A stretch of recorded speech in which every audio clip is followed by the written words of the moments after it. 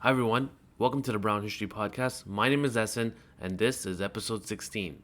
On today's episode, we are going to discuss the history and the persecution of the Hazara people. Now, if you don't know who the Hazaras are, that's okay. I'll give you a quick context. The Hazaras are an ethnic people native to Afghanistan, but there's a very big population in Pakistan also. So, what makes them notable is that they are a double minority. Okay, so one, they have Central Asian features, which makes them stick out from everybody else, and two, they practice Shia Islam, whereas the majority practices Sunni Islam. At the beginning of the year, you may have seen them in the news. 11 minors were executed in Pakistan because they were Hazaras. Now, I wish I could say that this is something new, but if you look at the history of the Hazara people, you will see that they have gone through so much since the 1800s. They've gone through genocide, slavery, their land has been stolen, and they are victims of sectarian violence. So, it's a very complicated history, and we're gonna unpack it with the help of our guest, Niamatullah Ibrahimi. He's the author of the book, The Hazaras and the Afghan State. If you want to learn more about the Hazaras, this is the book I would recommend. Also, if you really like the podcast and you really like the Brown History Instagram page and you want to support, check out our Patreon website, patreon.com/brownhistory. Your help, your support goes a long way. All right. I hate podcast episodes with long introductions, so let's begin.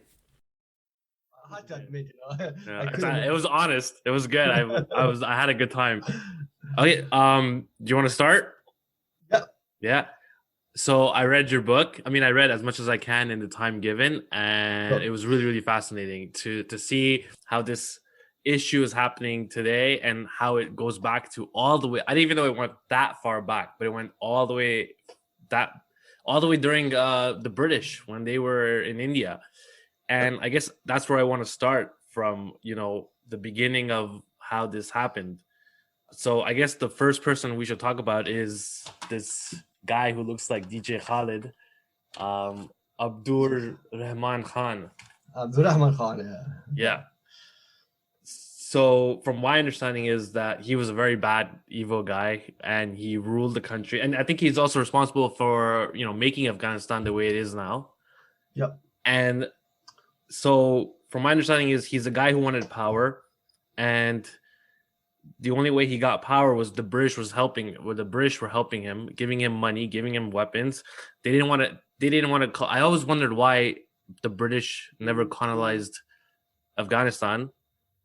And now it kind of, the way it seems, they did colonize indirectly Afghanistan. They kind of ran the show behind the curtain, and they let this guy Abdur Rahman Khan do whatever he wants to do. So could you elaborate on that and kind of summarize on that? So just in terms of historical background, I think Amir Abdurrahman Khan is a very central figure in the history of Afghanistan for a number of reasons.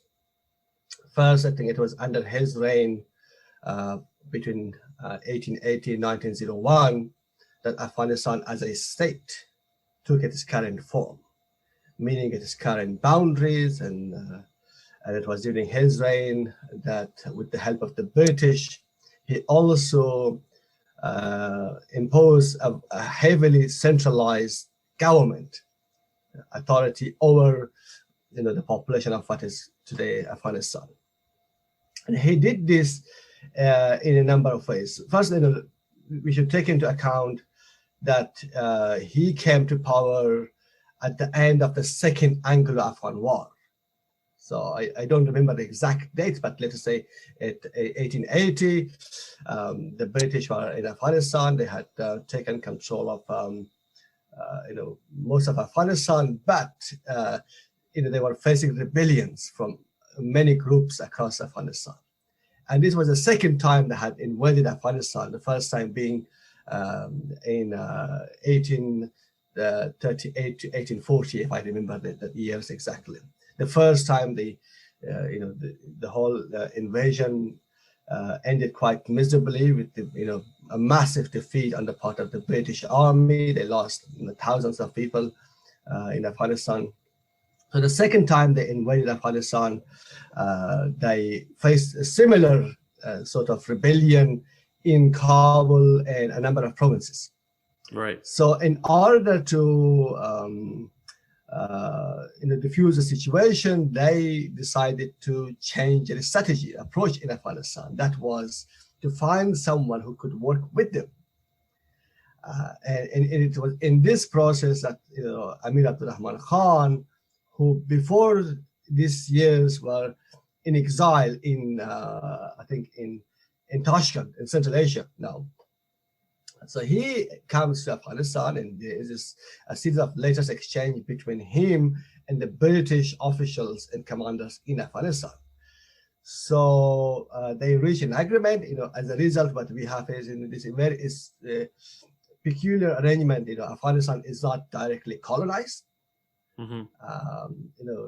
Afghan leaders, Abdurrahman Khan even claims that he, was not ruled by any of the imperial powers as other countries around the region were, but there was indirect rule. There was this arrangement between him and the British India that the British India would control Afghanistan's foreign policy, and also the British and the Russians at that time, they worked together to draw the boundaries around Afghanistan, which are current boundaries, often without consultation with him. Amir, yeah, exactly. So just put lines wherever they want. They didn't need to ask anybody's permission. Well, he was often involved. I think he didn't care.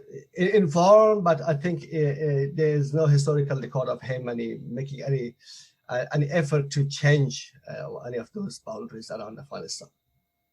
Okay. So British gave him money, support, weapons, and he gave them the control over Afghanistan's foreign policy to British India, because that was their primary concern, because they were very much worried about Russians encroaching in Afghanistan and through Afghanistan into the Indian subcontinent. Right. So I hope it was a bit too long in terms of No. This is great. This is great. You did it well. So now he has power, right? Now he's the leader of Afghanistan. He has power. He has unlimited supply of money and weapons coming from the British, and the British don't really care about the people of Afghanistan. They just want to make sure what they have is protected. What does Amir Abdurrahman Khan do once he gets power, and how does he keep control? Okay, so let us keep it in context of that time. Afghanistan at that time is a highly fragmented society. It hasn't experienced anything like like a government. Centralized. Yeah, well, I mean, they were like empires, that were sometimes based out of Kabul or like Ghazni, different or Herat, tribes all scattered around the country. Yeah, but as a country, it didn't have a sort of a unifying center, right, to speak. Kabul was a major city. So was Kandahar, so was Mazar-e-Sharif or Herat. But because of history and geography and economy, this is quite a sparsely populated country as well. So in comparison to many other countries around it.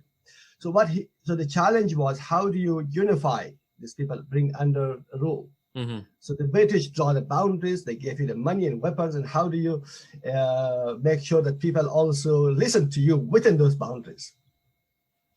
So here, I think he used a number of strategies and tactics that are, I think, unique to him in the history of Afghanistan, and one of which is, an instrumental exploitation of religion. So he brought all the ulamas under his power in Kabul, and he made them,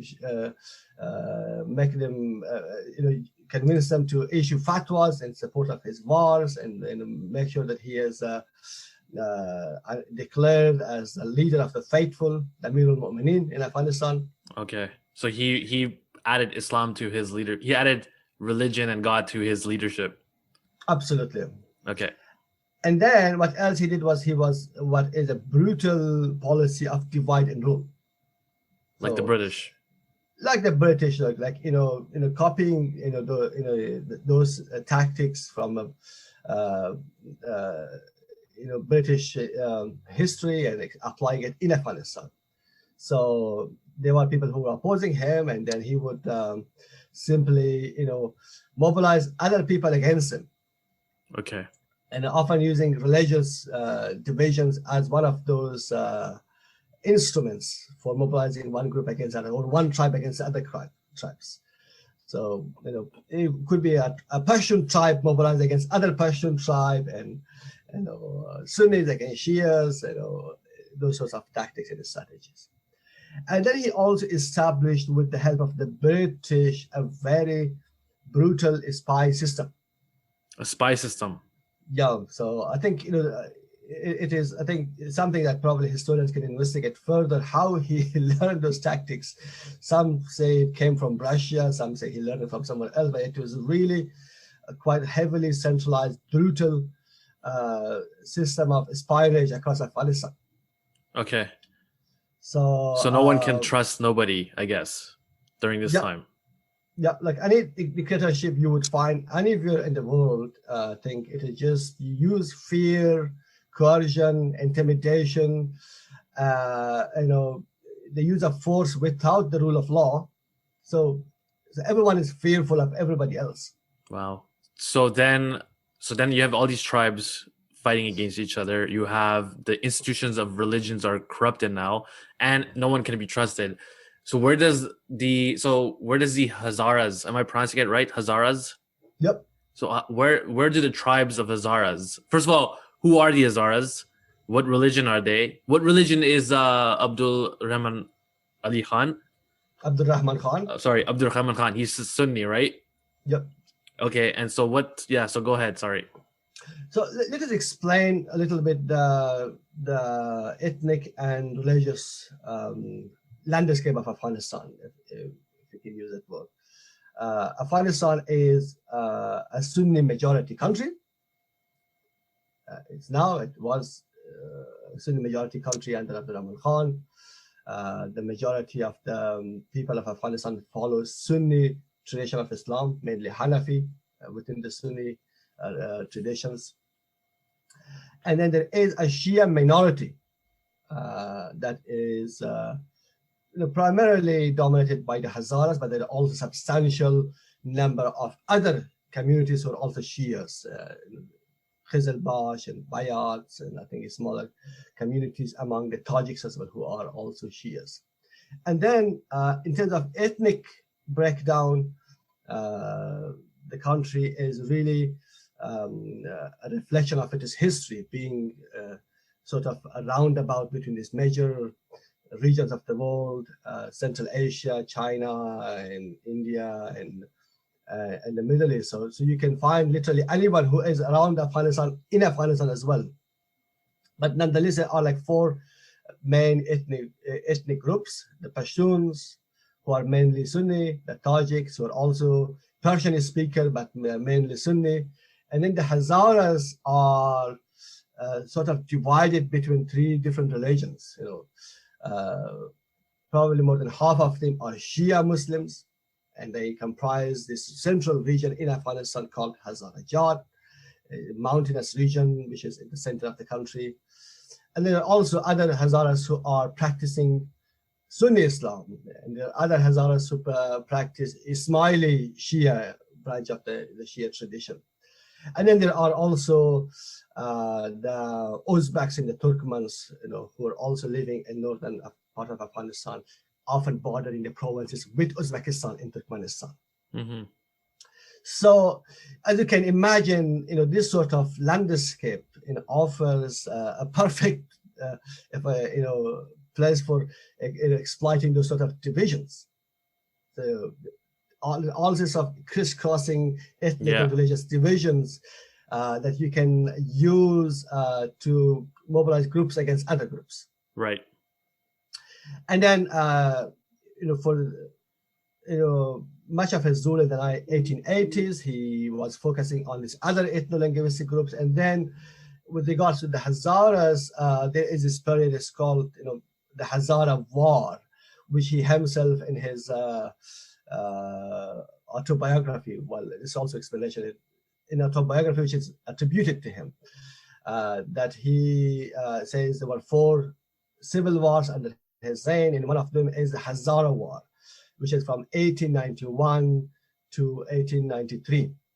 Okay. And this is a period where he mobilizes everyone from across Afghanistan, and half the ulama issue a fatwa against the Hazaras as infidels, and then also declares that anyone who participates in the war, they can have a share of the booties of the war in terms of Hazara lands and Hazara slaves and those sorts of material incentives which come with, in addition to religious legitimacy, which was created by those fatwas. So he was trying to control each tribe, and when it came to the Hazaras, he used their Shia differences against them, and he tried to use religion as a way to not just make this a war, but like a holy war, and then this way it mobilized all the Sunni tribes to massacre, to fight the Hazaras, and in return you get to, if you win, you get to pillage their women, their land, and their money. Is that exactly. it? Yeah, exactly. So what happened in those 3 years of the Hazara War and the aftermath of it was, what can be, I think, one can make a strong case, was sort of a genocide in Afghanistan. So the Hazaras. So it wasn't a war; it was more of a genocide. But he called it a war.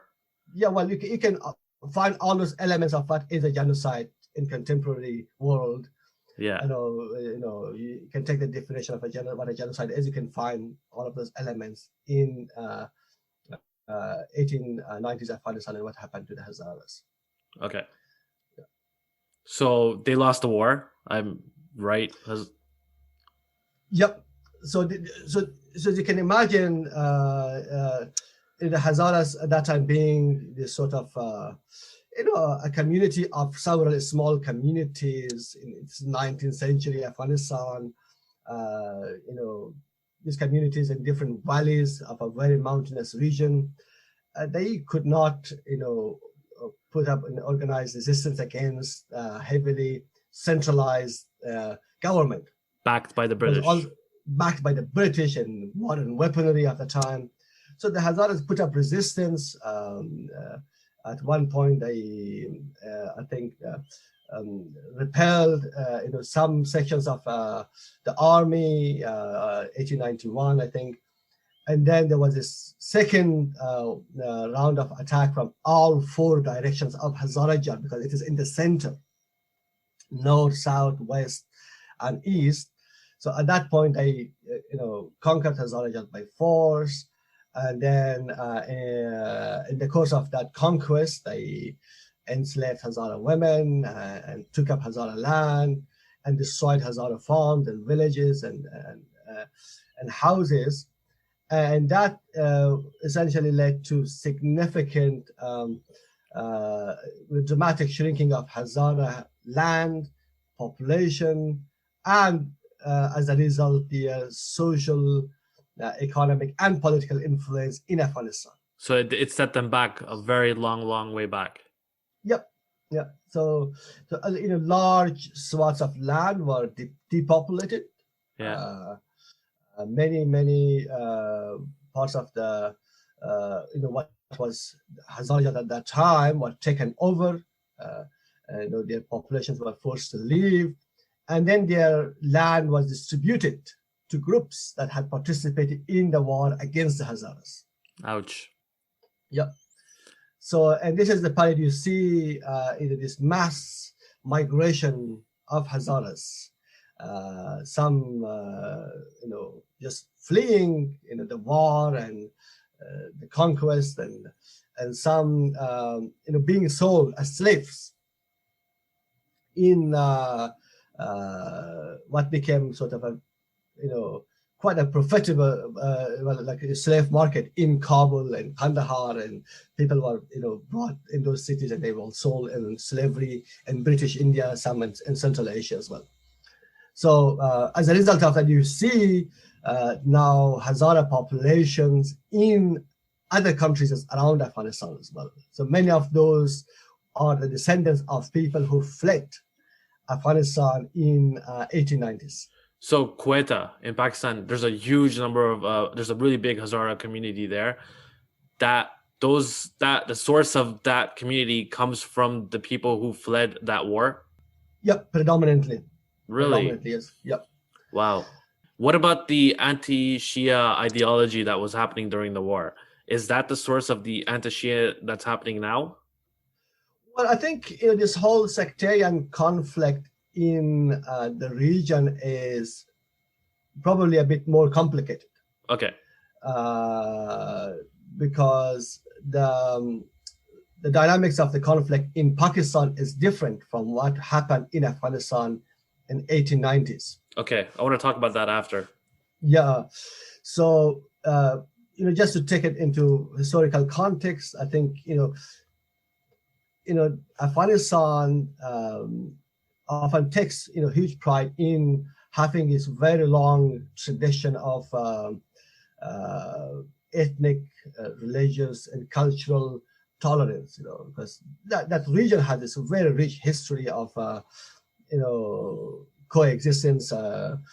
Between various groups. I mean, if you look at historically in a place like Kabul or Kandahar or Herat, up to the 19th century, during the era of Abdurrahman Khan, before that, you would see, tens of communities, that in addition to the Muslims would also include the Hindus and the Sikhs and the Jews and the Armenian Christians even.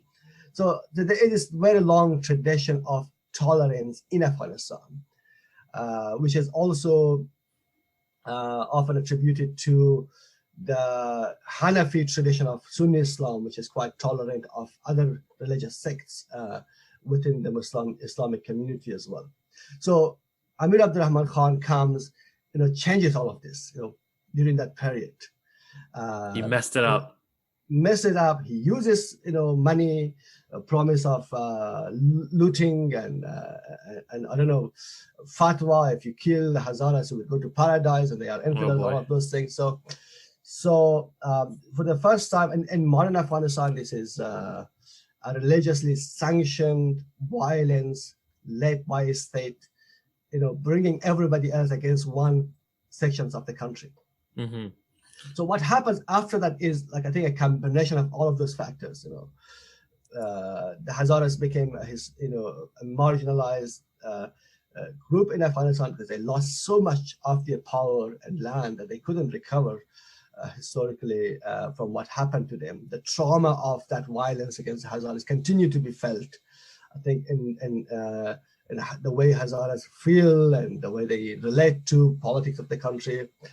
But I think at the same time, we should also see the dynamics of conflict in every period of the history is different from what happened in the previous history of the country. So after the war was over, they became, at the bottom of the social hierarchy of Afghanistan. And there were different kings or emirs that came and left. And after that, there was a man named Nader Khan, I think, who reinforced this Nader kind Khan, of violence. Yeah. Nader Khan, who kind of reinforced that. That was the last emir of Afghanistan?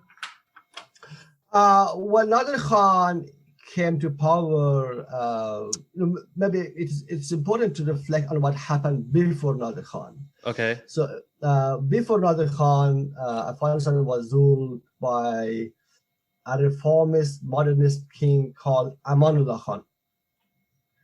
Amanullah Khan is a grandson of Amir Abdurrahman Khan. He leads an initiative to modernize Afghanistan, bring some reforms, for example, by introducing modern education, introducing a new constitution. What year is this? This is from 1919 to 2000 to 1929. 1929-ish. 19 to 1929, yeah. Okay. And he also secures the independence of Afghanistan in foreign policy from British India in 1919. Wow. So he initiates a series of reform, and one of those reforms is with regards to the Hazaras. He formally issues a decree which prohibits slavery in Kabul. Wait, so there's slavery still happening in 1918, 1917? Not 1920s, sorry, 1920s. In the 1920s, there's still slavery going on. Yep. Wow.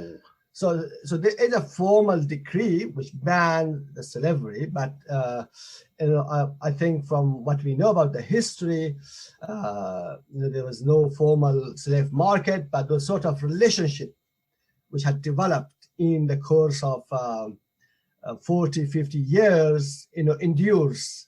The Hazaras being at the lower end of the bottom of the hierarchy in the society. Wow. That's terrible. So what you can see probably modern forms of slavery continues, and then in 1929, Amanullah Khan is overthrown in a rebellion because some of those reforms were not liked by the conservative sections of the society. For example, he was also trying to introduce changes in relation to the role and the status of women in the country. For example, the women could take off their hijab, those kind of changes. So he was overthrown. He was forced to abdicate, leave the country. He went to Europe. And then Nader Khan, who had served as his ambassador to Europe, France, I think, or I think a minister at some point, he comes back and takes power and declares himself the king. Okay.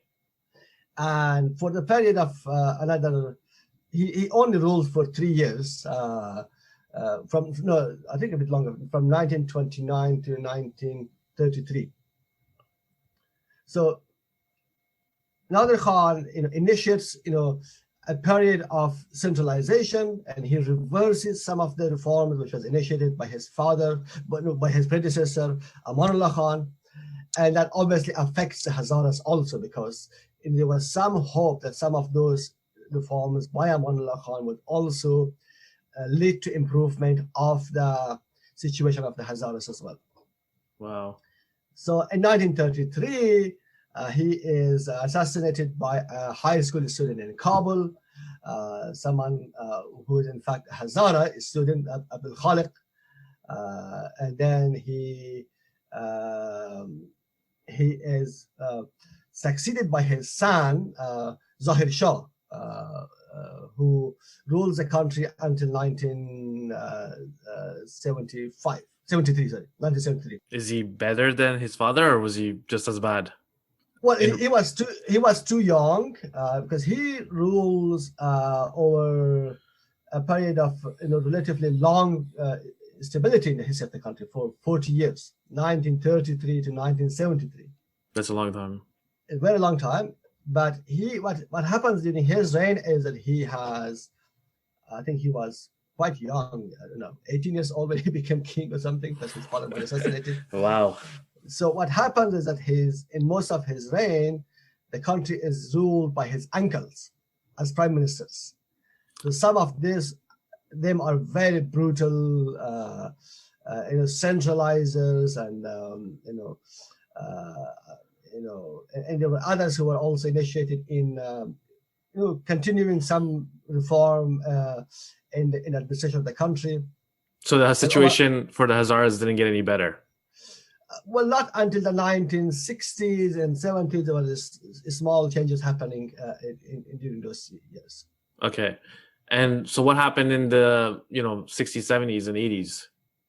So in the 60s, there is a period of another reform in Afghanistan. It is again led by Zahir Shah, who has become more mature, and he tries to assert power, take some of the influence away from his uncles and family members. And he initiates a period of what is commonly remembered as constitutional democracy. So he introduces election in 1964, adopts a new constitution, and which bans members of his family from holding executive power.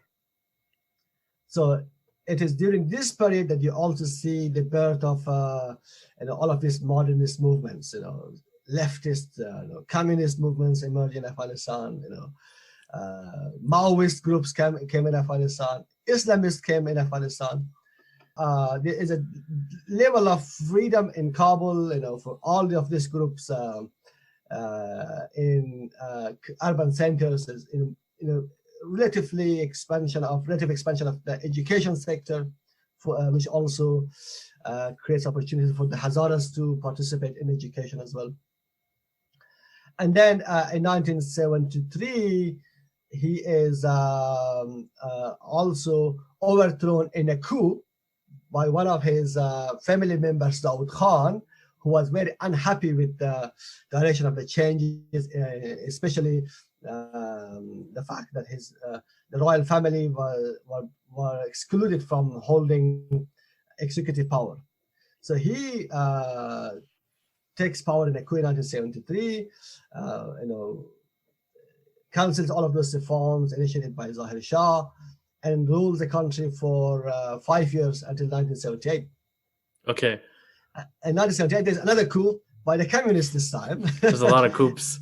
Yeah, and that, in fact, is the beginning of what happened to Afghanistan in terms of conflict. So the group that came into power in 1978, it is called the People's PDP, People's Democratic Party of Afghanistan. It is a pro-Soviet communist party. And then once they are in power, they try to again introduce reform, a Soviet model of reform, and which is also angering the conservative sections of the society. There is rebellion, the Mujahideen came, and then there is the Soviets intervene, support their regime, friends in power, and then a coalition of Islamic and Western powers, including the United States, they start supporting the groups that were fighting against the Soviet-backed government in Kabul that became known as the Mujahideen. Okay. So this is the time that Afghanistan becomes really messy for everyone. All right, so let's start from there, right? So I guess it's the Taliban that takes over, or has a big role in all this too, right? Well, the Taliban doesn't play any significant role until 1994. Right. Because for much of the 1980s, there is this conflict between the pro-Soviet government in Kabul, backed by divisions of the Soviet army, and then the Mujahideen, who are based, the leadership are based in Iran and Pakistan. Yes. Okay, but they are receiving this endless supply of weapons and money from,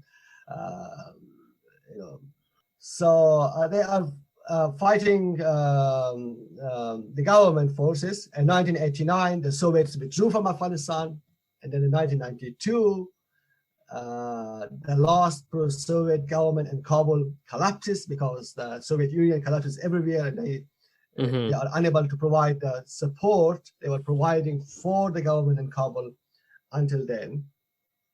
So what happened is all of these Mujahideen, they came and take control of Afghanistan, including Kabul. And how did they feel about the Hazaras?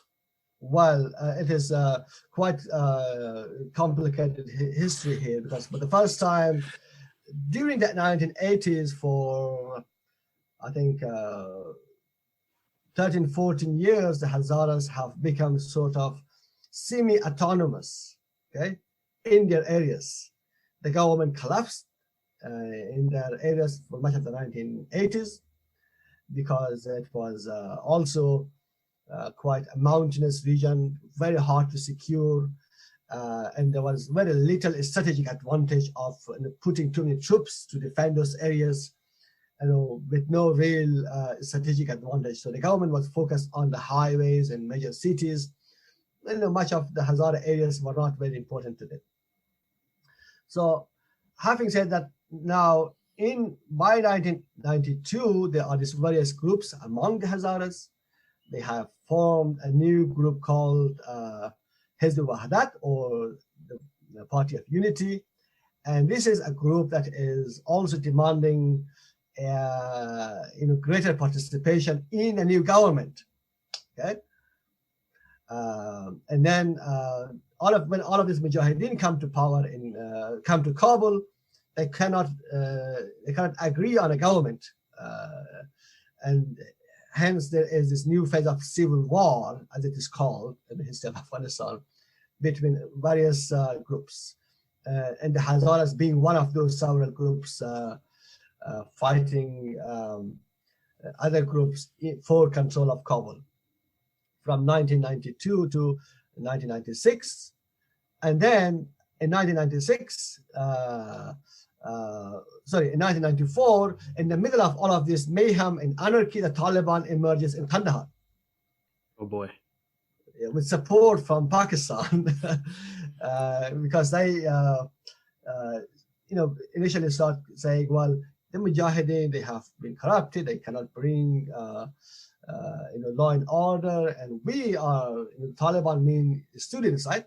These are initially, at least, supposedly students of these religious madrasas, schools. They started mobilizing and attacking local warlords in southern Afghanistan.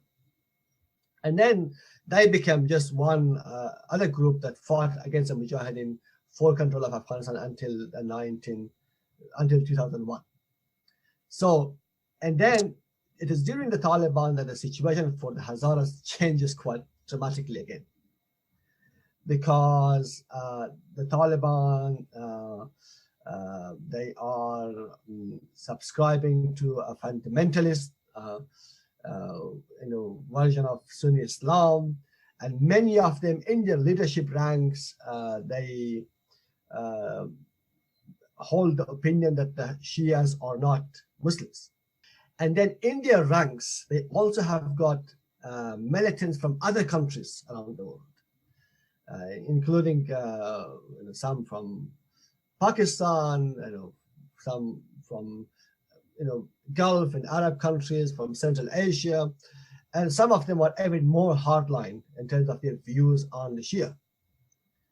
So as a result of this, what we see is a series of incidents of this mass killing of Hazaras during the Taliban rule across Afghanistan, the most significant of which took place in August of 1998 in the northern city of Mazar-e-Sharif, when the Taliban took control of the city for the second time. And then for the next several days, they started this mass killing of various groups, but particularly targeting the Hazaras. There are reports that several thousand people were killed during those days after the Taliban took control of the city. What gain do they get out of killing Hazaras? I mean, are they making money out of this, or do they get more power out of this? Why waste your time and spending so much time and energy killing these groups of people unless there's something you get out of this? Well, I think this is quite an interesting question. I think it is a combination of all of those factors. Okay. Because again, this brings us back to the question we had, sectarian conflict. Is it all purely religious, or are there other factors involved as well?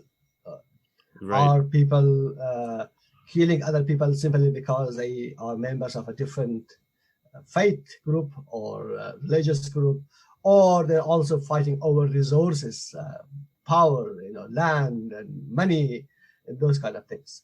I think when it comes to the the complex history of the Hazaras, I think from the 19th century onwards, you can see the role of land, conflict over land. Okay, it's a very important factor, and control over power, who is in the government.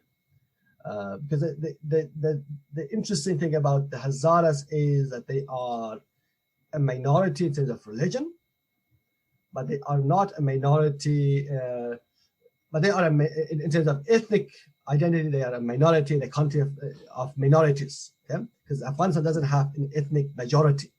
Oh wow, I didn't know that. So all of this, the Pashtuns are the largest ethnic group, maybe roughly around 40% of the population of the country, but the Hazaras are, you know, big enough, right? That you know, you know, that can exert influence. Okay, Okay. but also is quite a minority when it comes to religion. Okay, so I think at the same time they are distinctive in a lot of ways. They look different in terms of their facial features. Most Hazaras have Central Asian facial features, Right. right? And they So are quite easily identified so it's not really a anti-Hazara campaign. It's more like an anti-Shia campaign, but because Hazaras look are easily identified, they become easier targets. Am uh, I right to say this? well, I think That's, I would still say that it's a combination of those things. So in a violence like let us say the 1998 killing of the Hazaras in Mazar-e Sharif, you would find groups that are motivated by just sectarian hatred. You know, they just kill Shias because they're Shias, right? right.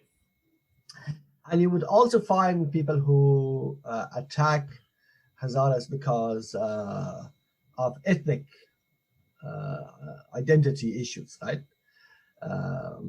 And there might be people who might be motivated by local conflict over resources, land, water, Power.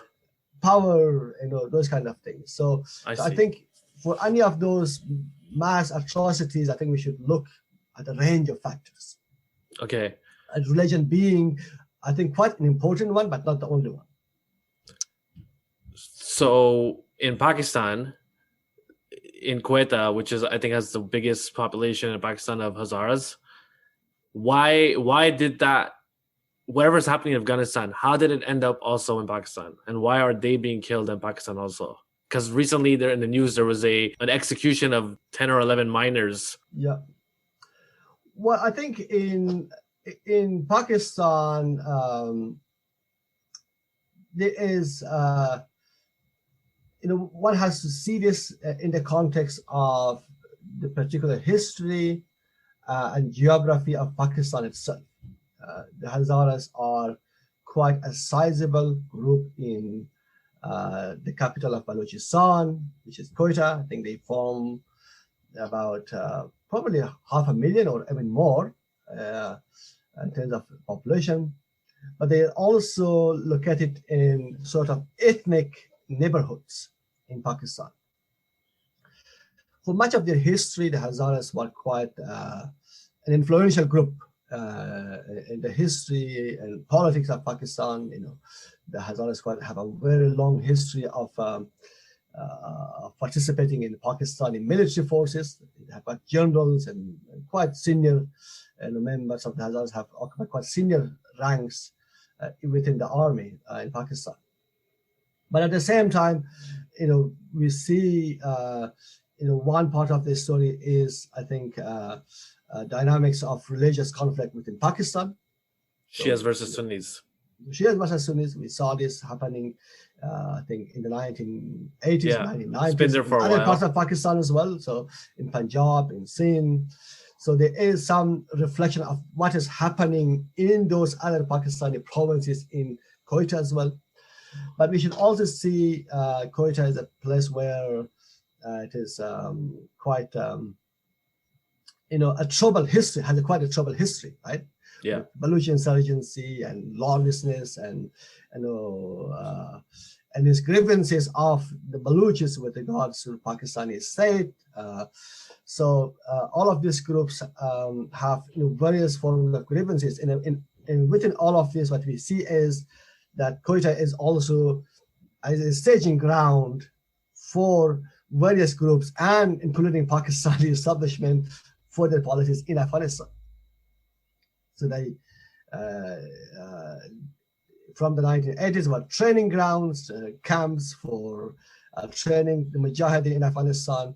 and madrasas supported by the Pakistani army and the Saudis and others that were used, in their view, to wage a war in Afghanistan against the Soviet Union and the pro-Soviet government in Kabul. So as a result of that, what happened was after the Soviet Union left, and some of this group went and joined and supported the Taliban in Afghanistan. There were others who stayed in Pakistan, right? So that intensified that sort of domestic conflict in Pakistan, and Hazaras, seems to be that easily picked that on, easy group to attack, to bully. To bully, yeah, exactly. So they're just like in the middle of this tornado, and they've got the Pakistani conflict side and they've got the Afghanistan conflict side, and it's just a really big mess, and they all kind of clash each other, and they just get the worst end of it. Exactly, that tornado probably is the right word to use. You see, I think there's also this rivalry between Iran and Saudi Arabia for the leadership of the Islamic world, right? Yes. So which has created this kind of Shia-Sunni tension across the world. Again, those tensions could be locally over resources or land, water, power, but at the same time, this Shia-Sunni conflict at the global level, between the Iranian government and the Saudis, right? They, gave a different layer of meaning to what is happening locally, and these conflicts in Pakistan, in Afghanistan, in Yemen now, in Syria, right? Yeah, Yemen and Syria. That's all of terrible. those places. Wow. How? Yeah. Okay, let's go.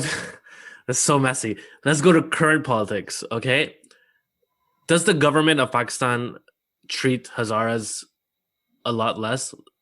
Is there systematic racism towards Hazara groups? Well, I think that is a question probably I am not in a good position to comment on very closely. But let me make a general observation here. I think the Hazaras have historically been treated quite well by certain institutions of the Pakistani state.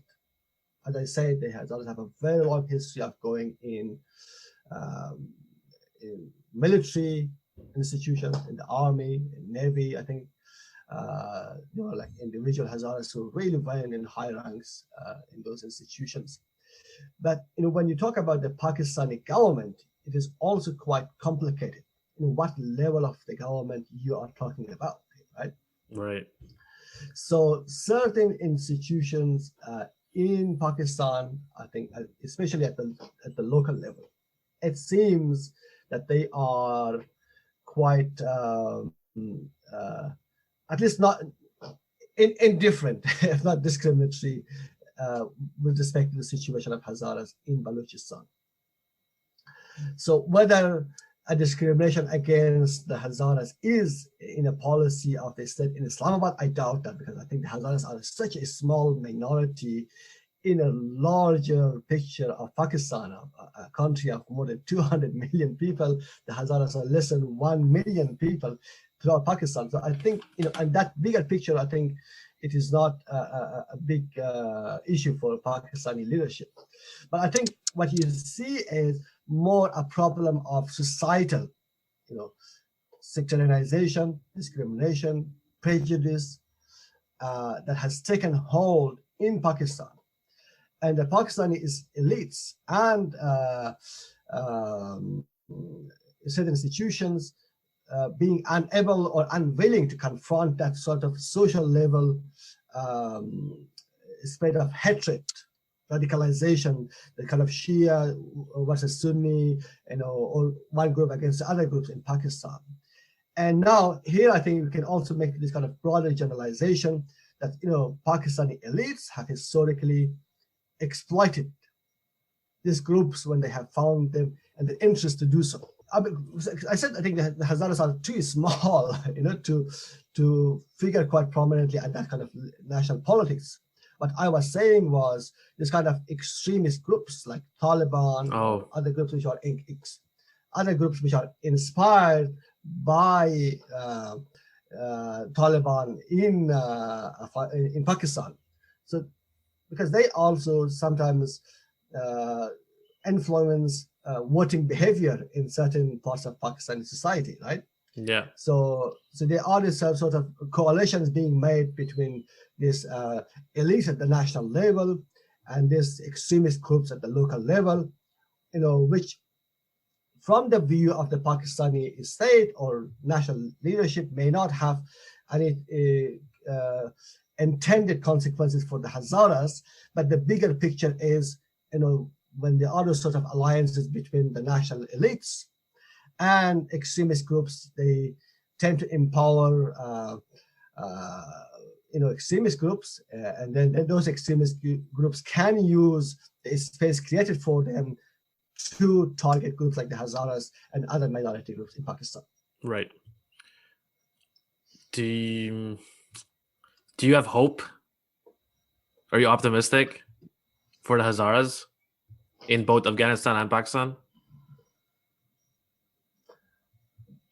Well, I think this is an important question to comment upon. I think there are,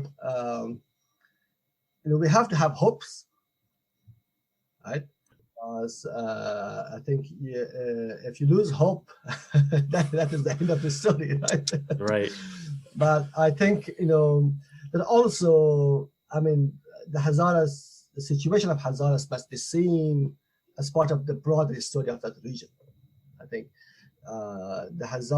what happens to the Hazaras, I often say, is a reflection of what is happening to everybody else in that part of the world. So the Hazaras is just a microcosm of what is happening in that region, and I think there are, source of hope. The Hazaras are quite a creative group in terms of trying to deal with the impact and the trauma of the violence they have been going through, both in Pakistan and also Afghanistan for longer than Pakistan. And then there are also, I think, moderate voices, solidarity, which often goes across those divisions. I think when you see, for example, incidents of violence against the Hazaras, you also see expression of solidarity from the broader civil society, both in Afghanistan, in Pakistan, and the rest of the world. And I think those expressions of solidarity are quite important source of hope for the future of that country. So I think it's important not to be naive, but I think there are, sources of hope as well that we can see both within the Hazaras, but also in terms of what is happening in the broader Pakistani or Afghan or other societies in the region. Very cool. Thank you so much. Thank you very much for doing this. No, thank you. Take care. Okay, you take care. Bye. Bye-bye. Bye.